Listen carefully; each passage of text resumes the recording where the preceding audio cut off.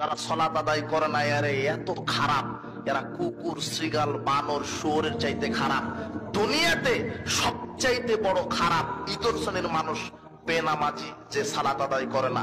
লুচ্চা, গুন্ডা, সুদখোর, গাঁজাখোর, মদখোর, বিড়িখোর, আত্মসাৎকারী, দুর্নীতিবাজ, গাদ্দার, যত পাপী আছে সবচাইতে বড় পাপীর নাম হচ্ছে বেনামাজি। বলেন তো কে? বেনামাজি। আমার তো ফতোয়া দেওয়ার যোগ্যতা নাই। সৌদি আরবের ফতোয়া বোর্ডের সদস্যরা বলছেন যে স্ত্রী সালাত আদায় করে, স্বামী সালাত আদায় করে না, এদের বিবাহ অটো তালাক হয়ে গেছে। এরা এমনিতেই এরা চলছে, এমনিতেই চেনা। আচ্ছা দেখেন তো একটা হাদিসের অনুবাদ করি তো আপনি বুঝতে পারেন কিনা।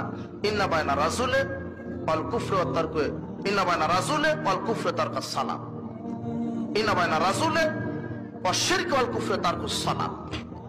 জাবের থেকে আসছে 256 নম্বর হাদিস, মুসলিম। রাসূল সাল্লাল্লাহু আলাইহি ওয়াসাল্লাম বলছেন, যে ব্যক্তি সালাত আদায় করে সে মুসলিম, যে ব্যক্তি সালাত আদায় করে না সে হিন্দু। বলেন তো সে কি? এই অনুবাদই ঠিক। আযানের পরে যে সালাত আদায় করে তার নাম কি?